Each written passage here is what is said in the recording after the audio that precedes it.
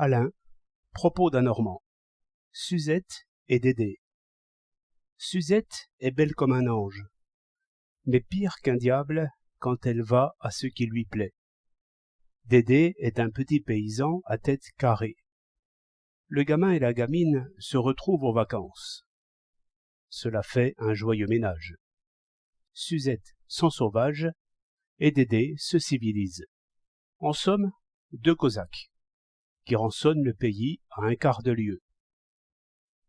Il y avait un pommier penché, qui convenait pour la gymnastique, et des blés mûrs au-dessous. C'est là que je trouvai un jour mes Cosaques, comme je suivais le chemin vert. Tous deux grimpaient et sautaient, sans se soucier du blé mûr. Ces enfants ne me craignaient point du tout, et je n'ai aucun pouvoir sur eux, ni par la nature, ni par les lois écrites. Mais il me restait l'éloquence. Je fis donc un discours sur le blé. Comment la terre, labourée et ensemencée, multiplie les biens. Que le grain, après avoir dormi en terre, se gonfle à la pluie tiède et s'allonge vers le soleil.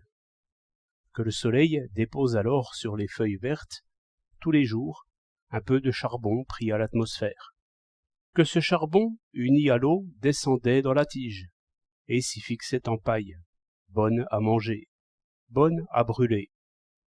Et qu'enfin, le meilleur de ce bouillon cuit et recuit au soleil formait au sommet des tiges une grappe de fleurs et un épi, dont le laboureur, enfin récompensé, faisait la farine, le pain et les tartines, choses bonnes à manger, non seulement pour les bêtes, mais pour les gens. Que ces précieux biens mûrissent au soleil, sans qu'on les garde, attendu que tout le monde, à la campagne, respecte le blé, et jusqu'aux plus petits enfants, parce qu'on sait combien de travaux il coûte. Que du reste, la gymnastique était une bonne chose aussi, et qu'il était bien naturel que l'on marchât et sautât sur des tartines de pain quand on ne pouvait pas faire autrement. Suzette n'en perdait pas un sot ni un rire. Mais Dédé laissa le jeu et resta debout dans le chemin, non point honteux, mais attentif, et regardant le blé en vrai paysan.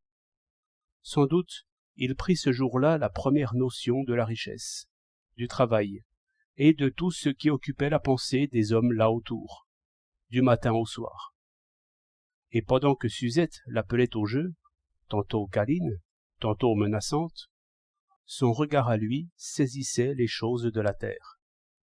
Ce fut un grand combat, non pas entre le plaisir et le devoir, il n'en pensait pas si long, mais entre un mouvement et une pensée.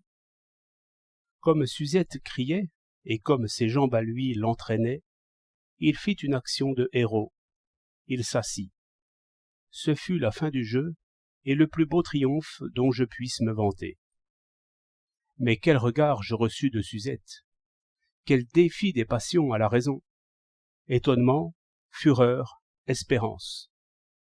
Elle aussi mesurait à ce moment-là une force nouvelle. Elle déchiffrait son avenir de femme. Elle appelait les années.